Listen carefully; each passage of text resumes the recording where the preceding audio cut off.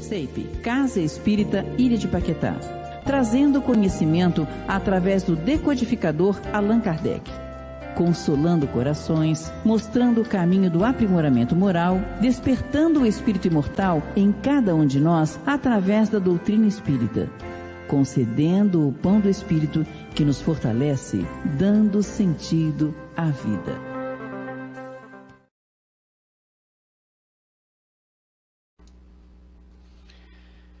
Boa noite, queridos irmãos. Estamos aqui em mais uma segunda-feira, né? Com sempre uma palestra atualmente inédita, antes de nós começarmos o curso que o Éder vai passar para a gente. Hoje nós temos a palestra A Importância da Caridade Moral e da Material. Tá? Nosso querido Éder trouxe para a gente um estudo sensacional.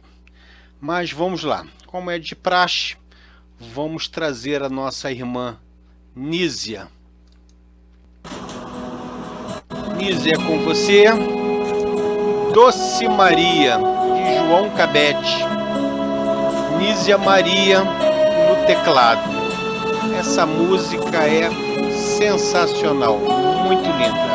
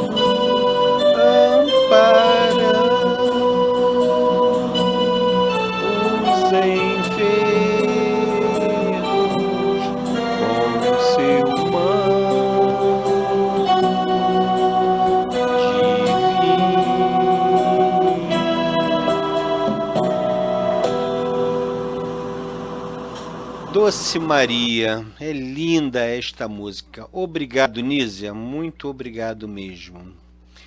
E agora, como é de costume, a nossa página antes da nossa prece inicial. É do livro Vida Feliz, tá? É a lição número 4. A paciência é a virtude que te auxiliará na conquista dos bens do corpo, da alma e da sociedade.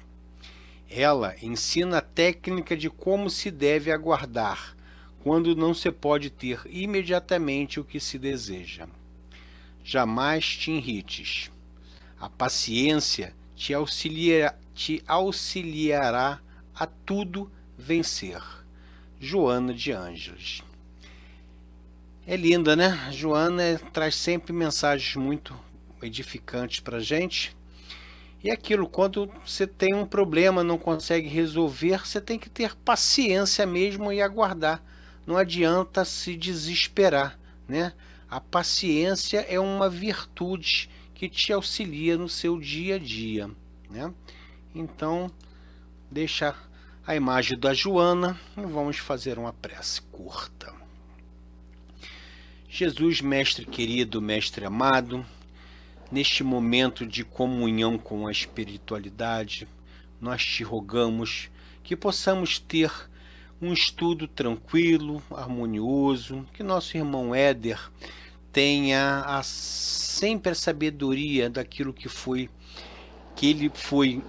ele estudou, para que ele possa transmitir nesse momento tudo aquilo que seja realmente útil a cada um de nós aqui presente.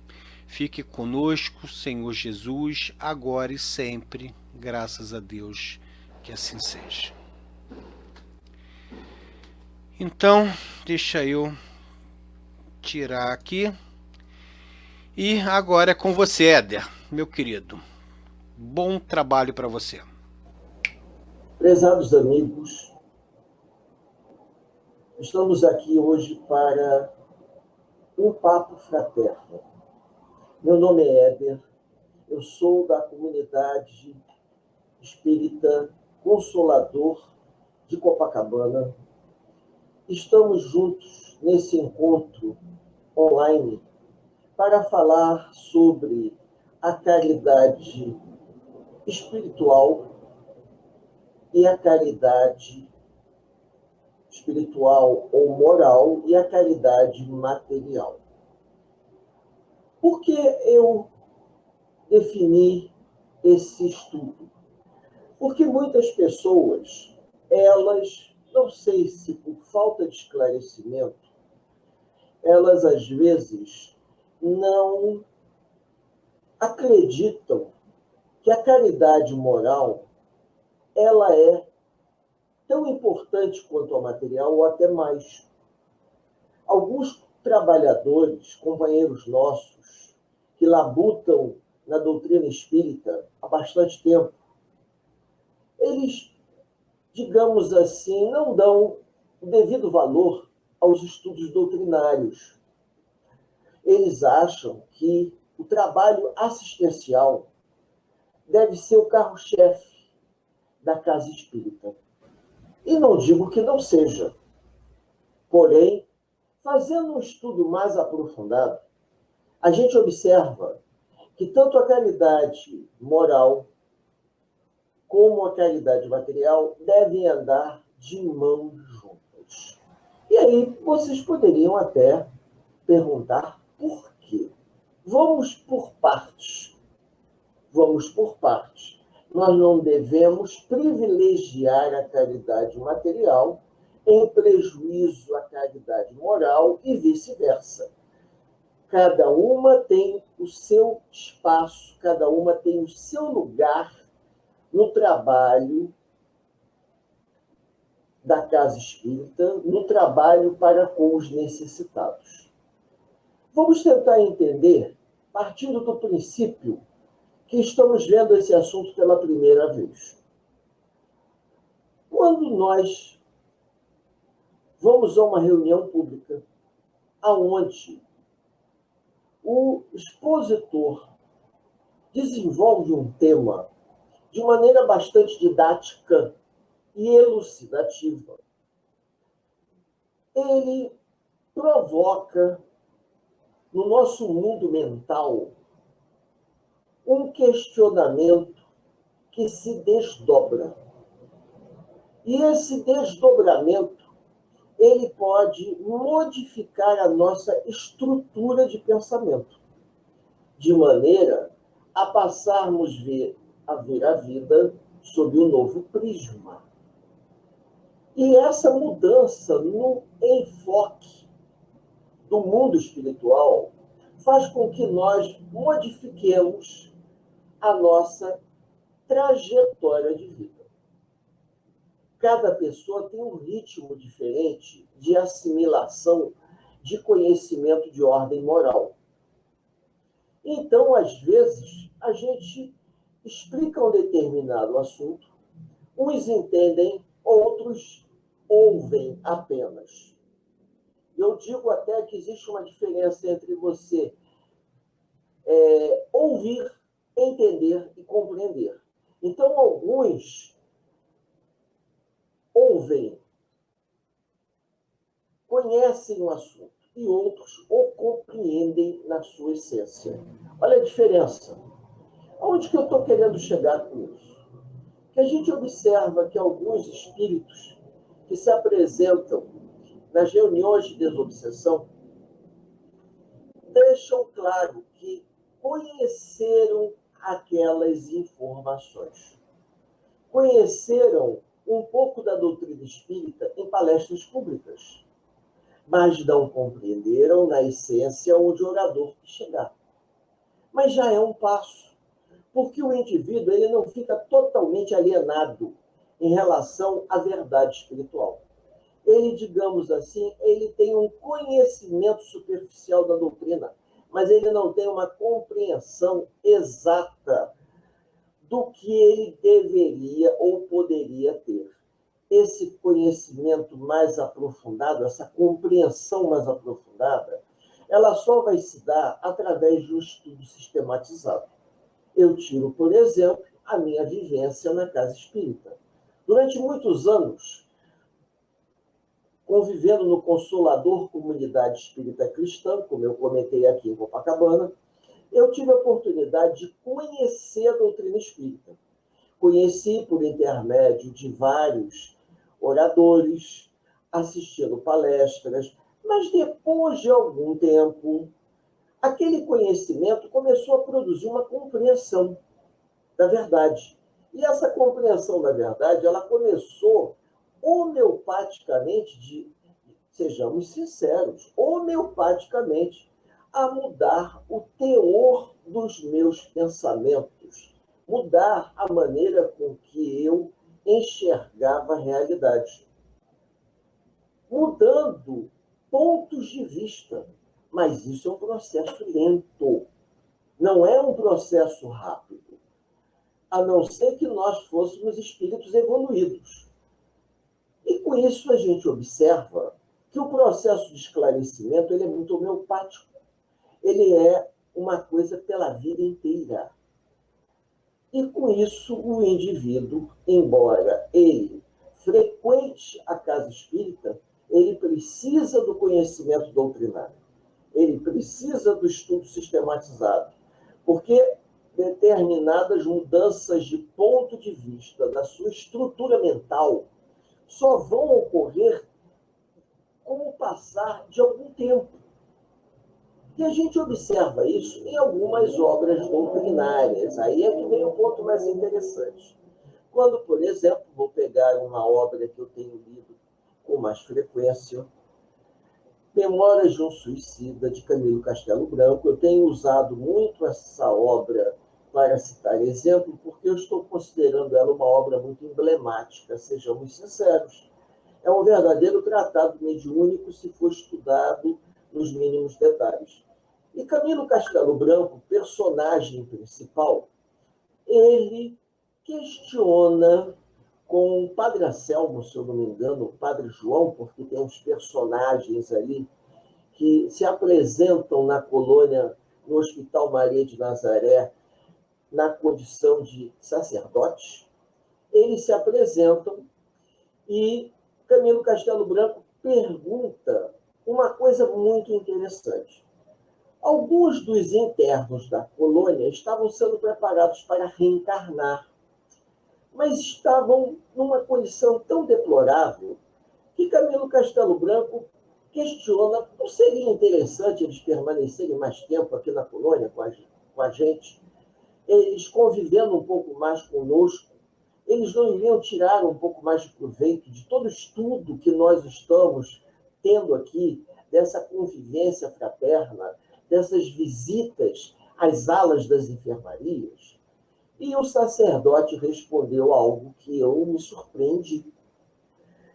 Eles não têm percepção da vida espiritual.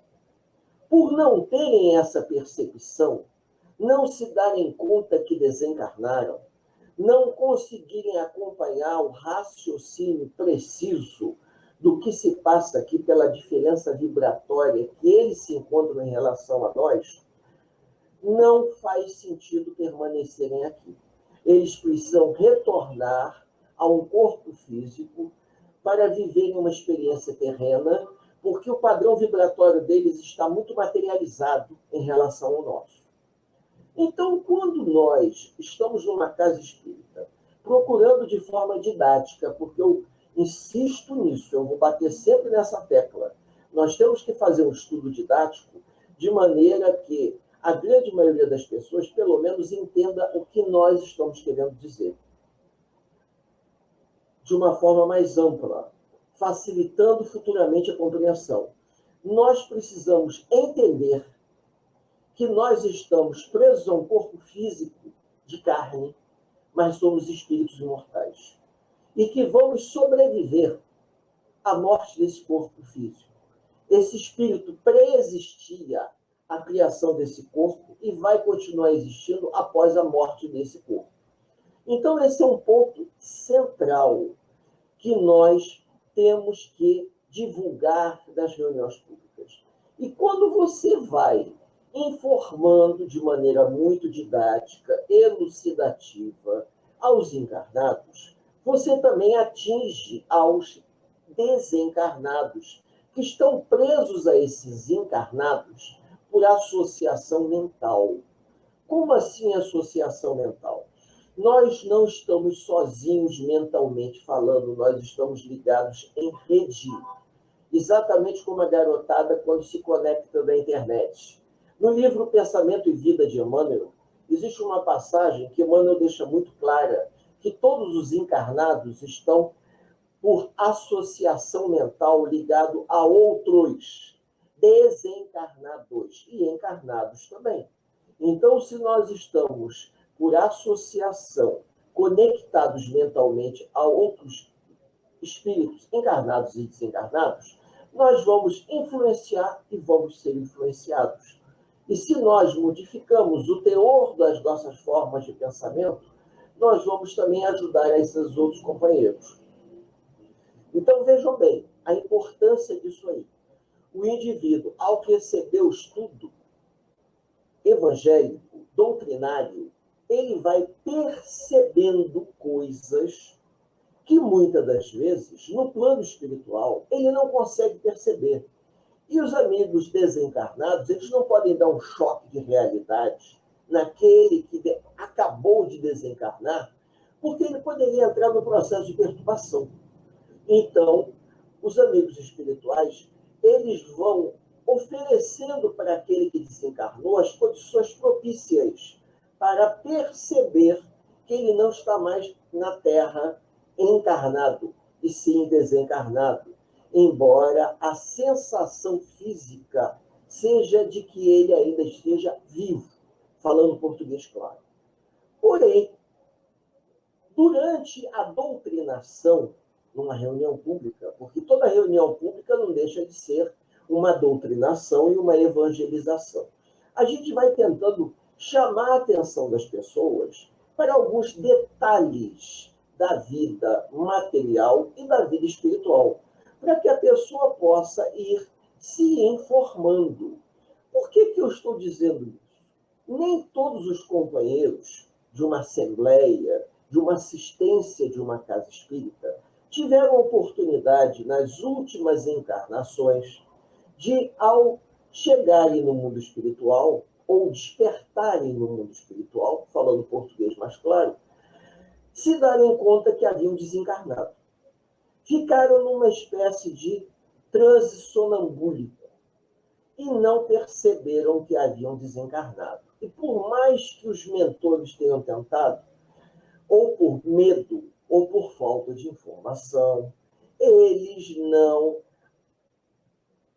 interagiram com os amigos desencarnados. Permaneceram, digamos assim, parados, cristalizados no tempo, ensonados, até que foram conduzidos novamente a um novo corpo de carne e reencarnaram.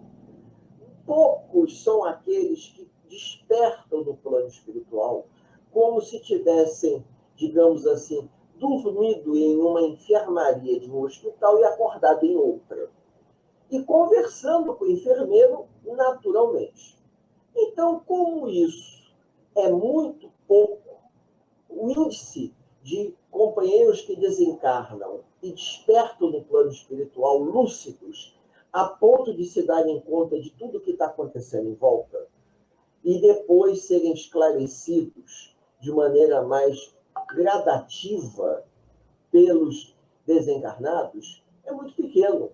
Por aí entra a grande função da casa espírita do trabalho de desobsessão, quando nós temos aquele choque anímico de despertamento.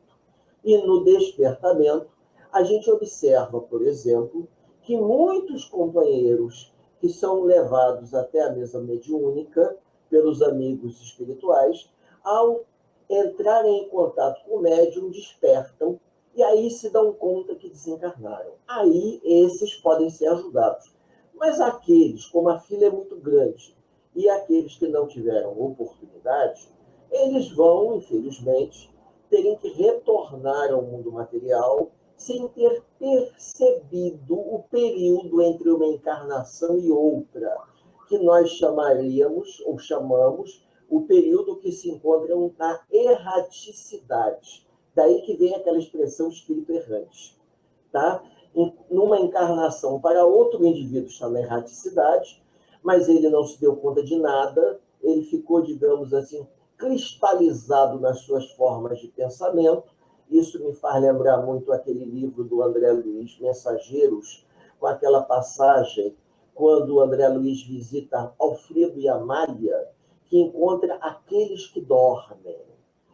Os espíritos estão dormindo e poucos têm condições de serem acordados. E, às vezes, eles são levados a reencarnar. Por quê? Porque eles não conseguiram despertar no plano espiritual. Às vezes despertam, mas ficam tão assim confusos mentalmente que parece que estão tendo um pesadelo acordado. Não se dão conta de absolutamente nada. Para vocês terem uma ideia. Aí entra a grande importância do trabalho doutrinário, porque nós vamos preparando homeopaticamente as pessoas para que, quando vierem a desencarnar, se por acaso forem surpreendidas no momento do desenlace com a presença de um antigo familiar que já faleceu há muito tempo, ele não vai se assustar. Ele vai saber exatamente, estou desencarnando. Meu avô, minha avó veio me buscar. Ou minha irmã, que já faleceu há tanto tempo, está aqui para me apanhar, me ajudar. Isso é um elemento facilitador. Por isso que nós temos uma grande importância direcionada ao trabalho doutrinário, ao trabalho de esclarecimento fraterno, é um trabalho de consolação, porque nós sabemos que não estamos sozinhos, que os desencarnados podem nos ajudar, mas nós temos que ser receptivos. E a grande maioria não é receptivo por medo ou por ignorância. E por ignorância, por desconhecimento da verdade, o que acontece? Nós vamos ter uma grande gama de indivíduos que desencarnam, se fecham, não respondem aos chamados, aos convites, escutam vozes, mas não interagem. De repente, o indivíduo está deitado na cama do hospital, escuta a voz do seu pai, da sua mãe, acha que está ficando louco. E não é. São os espíritos que se aproximam dele, estão tentando despertá-lo para o mundo espiritual, mas ele não se permite despertar. Ele está fechado nele mesmo, como uma lagarta que faz um casulo, mas só que não vai se transformar em borboleta. fica fechado dentro daquele casulo e não se abre. E isso é um problema sério, porque quantos chegam no plano espiritual cristalizados naquela forma de pensamento, como se estivessem mumificados. Essa é uma grande verdade.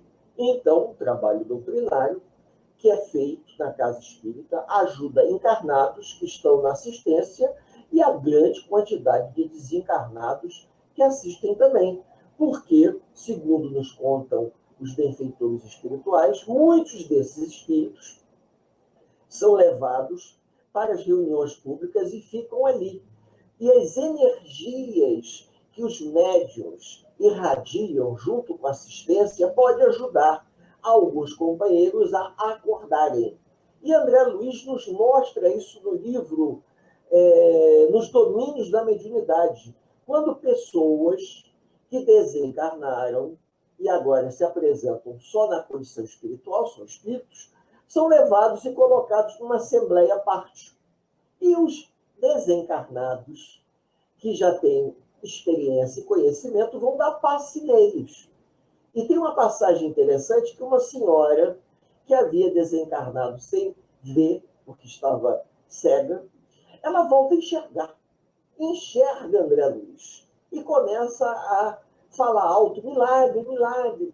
Por quê? Porque ela não tinha noção da vida espiritual e ela acha que ela passou por um grande milagre. Ela nem havia percebido que havia desencarnado. Enquanto outros despertam no mundo espiritual e ficam num estado, segundo alguns companheiros já nos legaram essa informação, num estado, digamos assim, de topor, porque ele está entre dois mundos. Ele está entre o mundo espiritual, que é uma novidade naquele momento, mas está tão impregnado do mundo material que ele fica assim numa espécie de borderline vibratório entre duas situações e vai despertar depois com mais calma. A gente vê isso muito nas reuniões de desobsessão, quando o espírito é esclarecido, ele percebe que ele desencarnou, percebe a presença do ente querido, mas fica assim, digamos, eu não diria como se fosse um topor, eu acho que é a palavra mais apropriada, sabe? Ele fica assim meio zonzo, ele não sabe, ele vê o que está acontecendo, mas não entende, na essência, o que se passa. Fica assim meio abobalhado por alguns segundos, segundo eles mesmos narram. E depois esse efeito vai passando e ele vai começando a perceber que aquilo não é um quadro de loucura, que ele não está mentalmente perturbado. Houve uma mudança brusca e alguns chegam a narrar coisas que a gente vê nos livros, que é o mais fantástico. Quando, por exemplo, o espírito está preso a um leito de hospital e, de repente, ele se desloca na velocidade do pensamento para a reunião mediúnica. E quando ele chega na reunião mediúnica, ele nos diz assim: mas que coisa surpreendente, eu estava no hospital e, de repente, parece que eu fui sugado e vim parar aqui. Aí a gente tem que esclarecer, meu amigo, você foi chamado para cá e você se deslocou na velocidade do pensamento. Aí isso não faz muito sentido para ele, mas depois ele começa a perceber. Quando a gente começa a dar umas dicas, ele às vezes diz: já sei, eu não estou mais no mundo material, eu morri. Aí eu falei: não, você não morreu, você só desencarnou, porque você está vivo, está conversando comigo, como é que você morreu? Aí essa conversa, ela começa a se tornar uma conversa extremamente interessante, porque você vê a felicidade que alguns espíritos e a perplexidade de alguns espíritos ao se darem conta que a vida continua além da morte do corpo físico. Olha o que a caridade moral providencia. Porém, paralelo à caridade moral, nós não podemos nos esquecer que muitos companheiros que chegam à casa espírita, e nem sempre são os assistidos, que fazem parte do cadastro de pessoas moradoras de comunidades, de periferia, pessoas que estão passando por uma necessidade material muito grande, recebem cestas básicas, que a Casa Espírita define como uma tarefa também. A cesta básica, ela serve para ajudar aquela família a passar por uma necessidade. Como hoje, por exemplo, o nosso país e todos os países do mundo, por conta da pandemia do coronavírus, né? As pessoas estão precisando de ajuda. Então, as comunidades estão se organizando porque as pessoas não têm como trabalhar. Além da ajuda material, que você alimenta o corpo físico e estimula o indivíduo para que o indivíduo cumpra a sua meta reencarnatória, você está auxiliando ele. Você está fazendo um desprendimento ao ajudar materialmente alguém que precisa. Porque nós não vamos levar nada do que nós amealhamos aqui. A caridade material, ela é tão importante para quem recebe como para quem a dá. Porque nós não vamos levar nada, caixão não tem gaveta, a gente não vai levar os bens materiais que nós amealhamos. Nós precisamos, sim, de bens materiais para a nossa sobrevivência, mas nós também temos que levar em conta que se temos mais na nossa despensa, no nosso armário, do que precisamos, por que não compartilhar com aquelas pessoas que precisam? Imaginem o sentimento de culpa que isso pode trazer a cada um de nós, o dia que desencarnarmos e olharmos para trás e vermos quantas peças de roupa tínhamos guardadas e nunca usamos e também nunca demos para quem precisava. Quantas oportunidades de doar uma cesta básica para alguém que tanto precisava, a gente tem que analisar. A doação material, que muitos, infelizmente, classificam como um assistencialismo, ela vai se diferenciar do assistencialismo quando você, paralelo à doação do gênero material, você procura exercitar a parte da caridade. Algumas pessoas ficam na dúvida assim, mas será que nós estamos fazendo caridade ou assistencialismo? Nós estamos fazendo a caridade porque nós não estamos distribuindo a comida aleatoriamente. Cadastramos as pessoas. Sabemos que são pessoas que passam por grandes necessidades. Indivíduos em condições complicadas. A gente ajuda, conhece a história familiar, conhece os dramas familiares, porque tem famílias ali que são dramas terríveis. E aí você, além de doar a cesta, você convida o indivíduo para o Evangelho. Porque você, ao convidá-lo para o Evangelho, para que ele possa participar daquele Evangelho cristão, os espíritos protetores da casa que nos abriga podem auxiliar os desencarnados que gravitam em torno daquelas famílias. Às vezes, desencarnados que são espíritos que querem reencarnar e são beneficiados pela casa espírita. Por quê? Porque a família é pobre. Se a família não recebesse a ajuda da cesta básica, não iria ter mais um filho. E tendo a ajuda da cesta básica, permite que aquele desencarnado renasça. Assim como, às vezes, existe um obsessor que está ali, gravitando em torno daquela família, causando confusão e perturbação mental. Aí, quando a família ou os representantes da família vão à prece dos assistidos, eles são doutrinados. E, da mesma forma, eles são doutrinados, são apacentados, recebem um mínimo, porque às vezes ele expõe muita resistência, de esclarecimento e se dispõe a reencarnar. E como a família está recebendo a cesta básica, tá?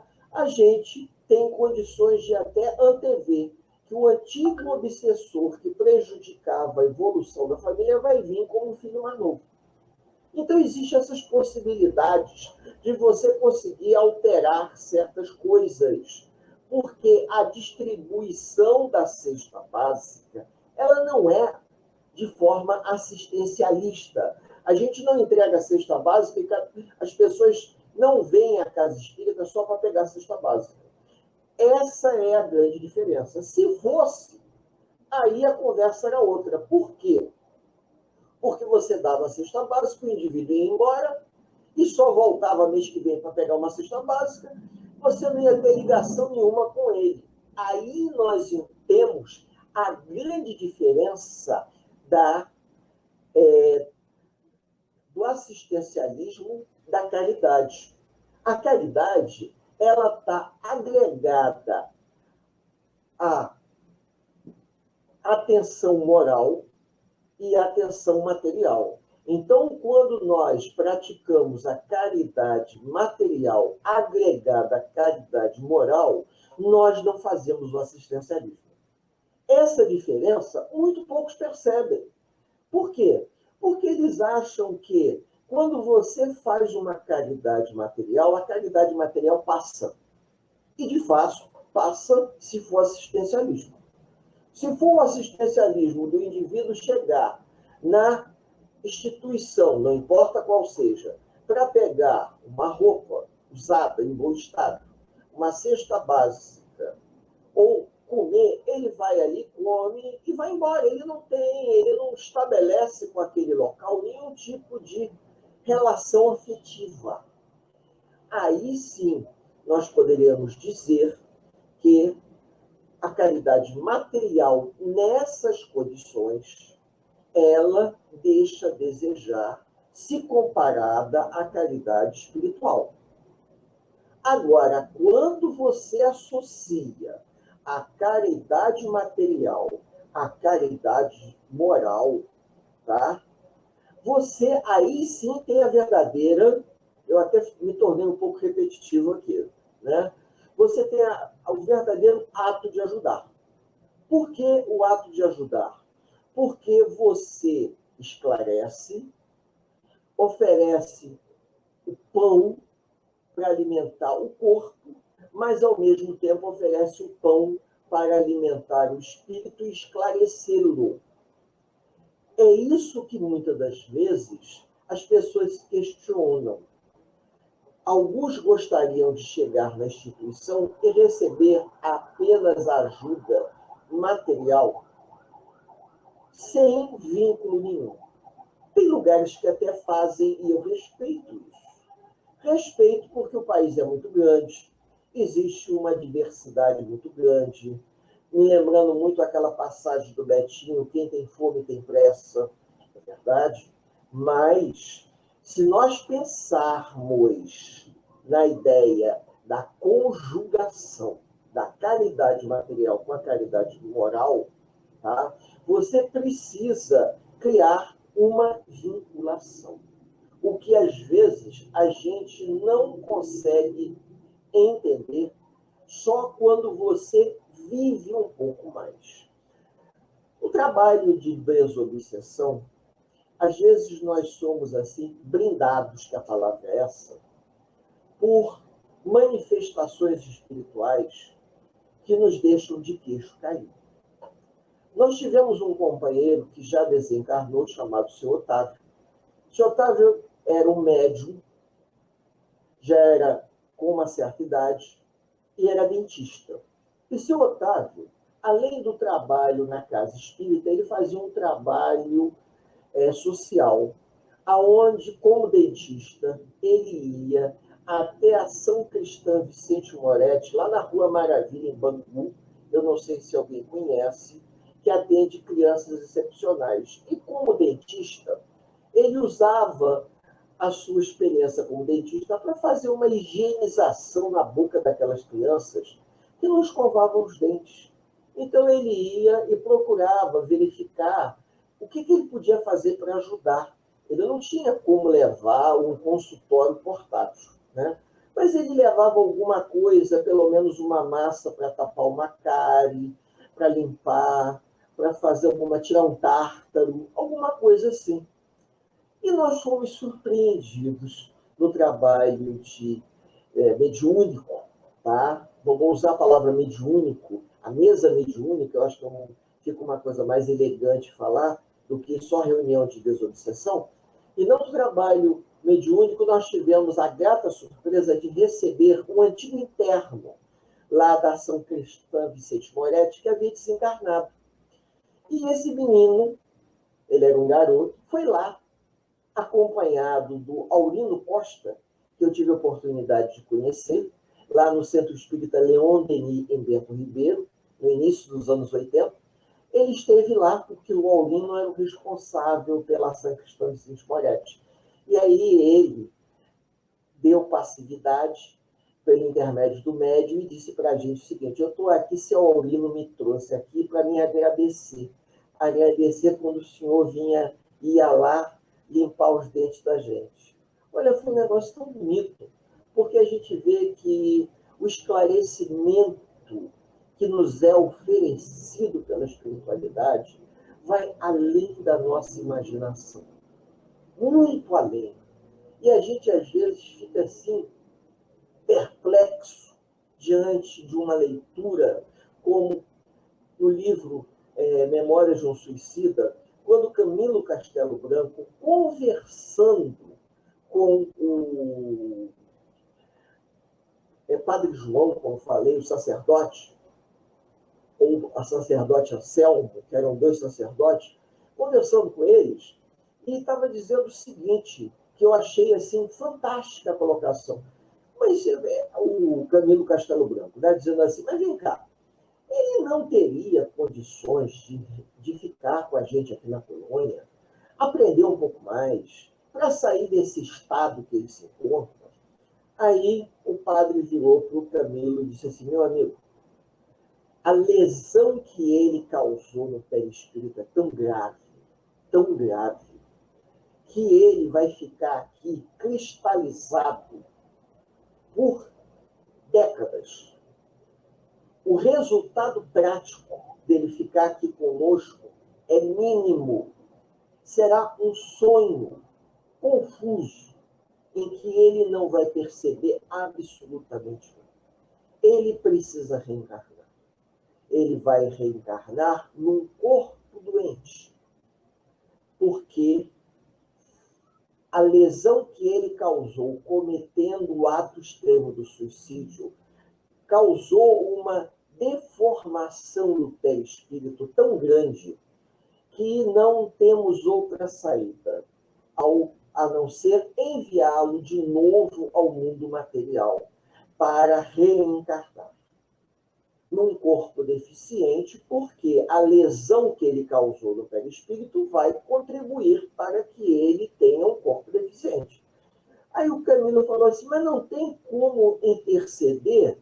O padre falou, não, e você pode ter certeza, o reencarne dele nesse corpo doente é a melhor opção que ele tem para retornar à colônia lúcido, um pouco mais lúcido, um pouco mais receptivo. Porque se ele continuar aqui, vai continuar do mesmo jeito. Camilo ficou assim, perplexo. E mais ainda quando soube que aquele espírito que havia cometido suicídio, se jogando embaixo das linhas do trem, reencarnaria em bairros pobres, com famílias sem condição financeira nenhuma para tratá-lo, dependendo de tudo, para poder sobreviver. A gente, às vezes, não percebe porque a gente não quer ver, ou porque a gente não conhece. Existem algumas associações, como a BBR, aqui no Rio de Janeiro, onde tem aqui no bairro de Jardim Botânico, e lá em Niterói, uma instituição chamada Andef, em Rio do Ouro, não sei se alguém já ouviu falar, que trata crianças com problemas, crianças portadoras de necessidades especiais.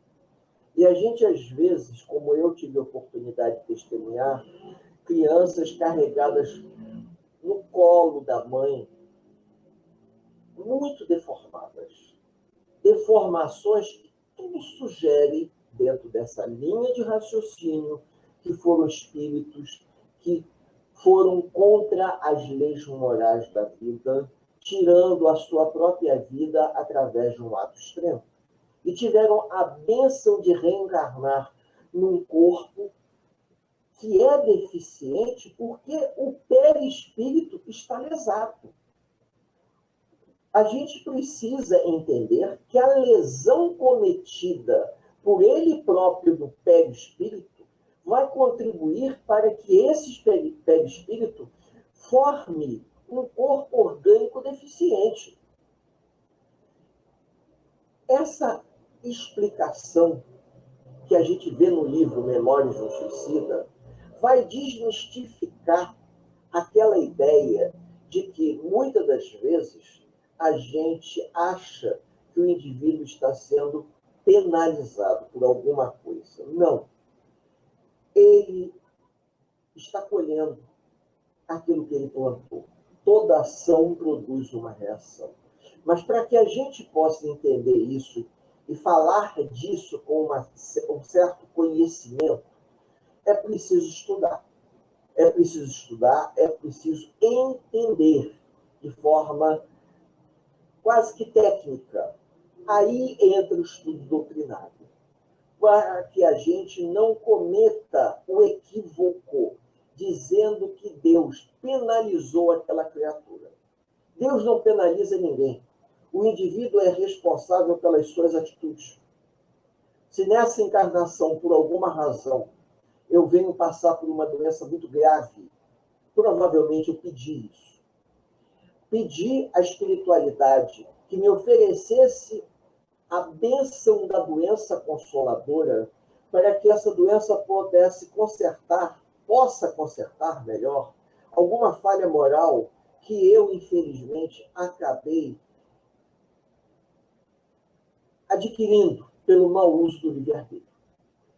Vejam, eu estou falando aqui em caridade moral. Caridade moral é esclarecimento. Caridade moral é libertação através de informações que permitam ao indivíduo ter um alívio interno muito grande. Que esse alívio ele seja um alívio libertador, mas sem, muitas das vezes, a caridade material, fica difícil. Porque quando nós estamos ajudando as pessoas necessitadas, os amigos espirituais, eles também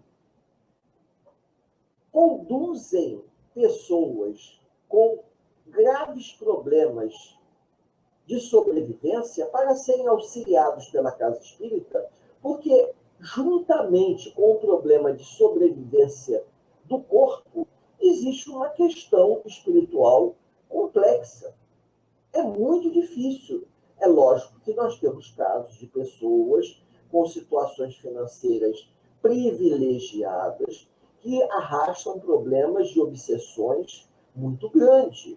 Mas, pelo que a gente observa, a pobreza impera no nosso país por conta da necessidade reencarnatória. Então, com base na necessidade reencarnatória e no comprometimento espiritual daqueles que reencarnam numa mesma família de periferia, por que nós não podemos aproveitar a chance para exercitar uma prática de desprendimento, fazendo a doação de um gênero alimentício? Que não é uma cesta básica hoje, não é uma coisa tão absurda assim. Algumas pessoas gastam em uma refeição em determinados restaurantes uma cesta básica. Então, a gente precisa, às vezes, uma garrafa de vinho. Vamos ser sinceros. O preço de uma boa garrafa de vinho é o preço de uma cesta básica. Então, a gente, às vezes, precisa refletir e repensar a nossa conduta. Se eu tenho condições de comprar o vinho e tenho dinheiro sobrando, por que eu não posso doar uma cesta básica para alguém que precisa? Na casa espírita que eu estou ligado. Se a casa espírita faz uma campanha, melhor ainda, eu aproveito a campanha e vou ajudar. Ou, se eu já tenho essa consciência, eu posso chegar a algum trabalhador da parte social, porque geralmente os trabalhadores se dividem em alas. Tem alguns que se identificam mais a parte doutrinária, como eu me identifico mais a parte doutrinária. E tem aqueles que se identificam mais ao trabalho social. Posso chegar na parte do trabalho social e perguntar, gente, vem cá, as cestas básicas estão completas? Não está faltando nada aí, não? Porque como as doações andam meio pingadas, se precisar ir comprar um arroz, um feijão, a gente complementa. Eu posso fazer isso, não custa nada.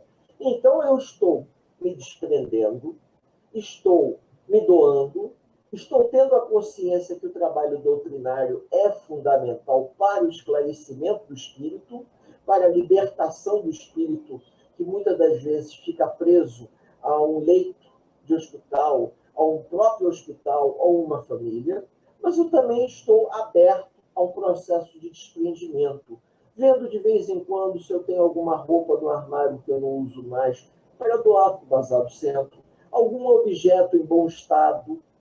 Isso tudo é um conjunto de desprendimento, porque nós não vamos levar nada. Nós não vamos levar nada aqui da Terra. Nada. E, ao mesmo tempo, eu estarei fazendo a caridade moral, ajudando as pessoas no processo de esclarecimento da existência, da sobrevivência do espírito após a morte do corpo físico, de maneira que esses espíritos vão poder, ao desencarnar, não ficarem perdidos tanto tempo. E, ao mesmo tempo, ajudarei as pessoas necessitadas materialmente num processo de desprendimento, pedindo à espiritualidade a posse do necessário. Eu preciso do necessário. É bom a gente ter um trocado a mais, até para ajudar quem precisa.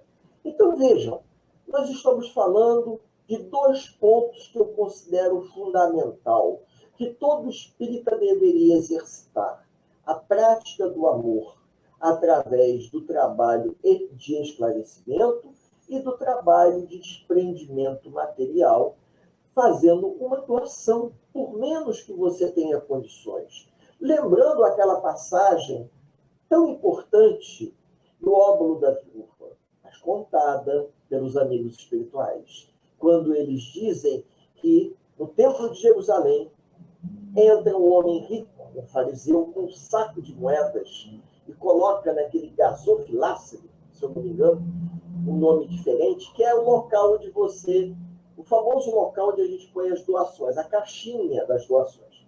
Ele coloca aquilo ali e faz uma prece alta para todo mundo ouvir, chamando a atenção que ele, que era um homem importante da sociedade de Jerusalém, estava fazendo uma doação significativa para ajudar as obras sociais da casa. Quando ele vai embora, havia uma senhora num cantinho que ela observa se não tinha ninguém olhando. Era uma viúva em condições muito deploráveis de sobrevivência. Ela tinha 3 moedinhas, se eu não me engano. O óbolo da viúva contava com 3 moedinhas. E ela para e pensa assim, eu só tenho essas 3 moedas para doar, mas eu tenho recebido tanto de Deus, por que eu não posso fazer um esforço e doar essas 3 moedinhas? Ela vai lá e coloca as suas 3 moedinhas como um ato de doação, na esperança que aquelas moedinhas comprem um pão para quem tem fome. Faz a sua prece, agradece e sai discretamente. Depois de algum tempo entra uma mulher descalça, com o cabelo desgrenhado, parece que vinda do deserto, uma mulher pobre, miserável, que vai, ajoelha e faz a prece. Mas a mulher sente um sentimento de gratidão no peito tão grande que ela quer ajudar, ela quer doar alguma coisa ao Templo de Jerusalém, mas ela não tinha nada, ela era miserável. Ela não tinha nem para ela. Aí ela para, pensa, olha em volta e vê num canto uma vassoura. Ela pega a vassoura e vai varrer o templo de Jerusalém. Já que ela não tinha o que dar, ela resolveu se doar. E às vezes, quando nós desejamos fazer a caridade, nós podemos nos doar. Nos doar, dispondo o nosso tempo para esclarecer, dispondo o nosso tempo para organizar, dispondo o nosso tempo para fazer uma visita a quem está no hospital, a uma visita a alguém que sofre, dispor o nosso tempo para ajudar a organizar. Eu conheço trabalhadores na casa espírita que não têm condições financeiras de colaborar, mas são aqueles trabalhadores que ajudam na arrumação, ajudam na limpeza, ajudam na montagem das cestas básicas. Eles se doam. São os primeiros a chegar para abrir o centro, para abrir as janelas, ligar as luzes do ventilador, e são os últimos a sair. Porque eles mesmos dizem, quando nós conversamos, eu não tenho condições de fazer uma doação. Eu estou precisando até, mas eu posso colaborar com a minha boa vontade. Então, meus amigos, que a boa vontade nossa em querer ajudar moralmente e materialmente seja a alavanca para a nossa libertação. Seja a alavanca para deixarmos o homem velho para trás. É o momento de promovermos a nossa reforma íntima, utilizando a nossa boa vontade em nos modificarmos, usando todo esse conhecimento a nosso favor e estendendo esse conhecimento àqueles que assim desejarem. Eu desejo a todos os amigos, encarnados e desencarnados, que porventura escutem essa nossa singela fala, um dia de paz e um dia de luz. Que Deus nos abençoe a todos, por hoje, agora e por todo sempre. Que assim seja. Obrigado, Éder. Como eu disse no começo, foi realmente um estudo muito bom, né? Muito bom mesmo, para nos refazermos nesse finalzinho de noite de segunda-feira. Então vamos agradecer ao Papai do Céu.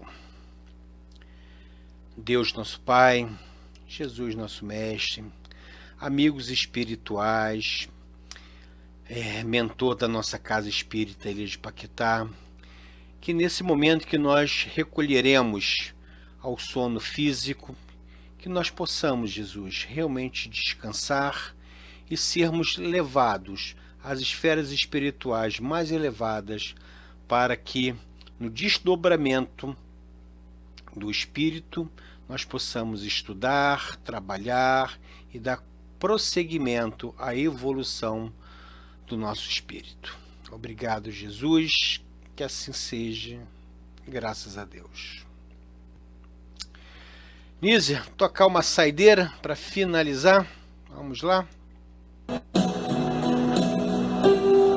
Se eu fosse uma estrela, também de João Cabete. Vamos lá, Nízia.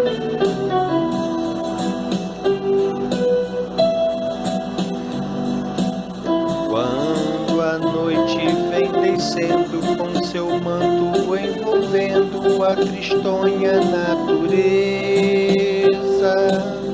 a montanha se enternece ante o céu sorrindo em prece. Oh meu Deus, quanta beleza! Com os prados reflorindo, as estrelas vêm surgindo e a lua esplendorosa desabrocha como a rosa, perfumando o céu profundo.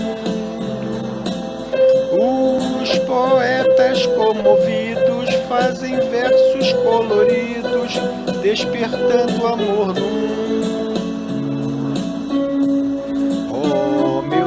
quanta ternura, tão formosa imensidão.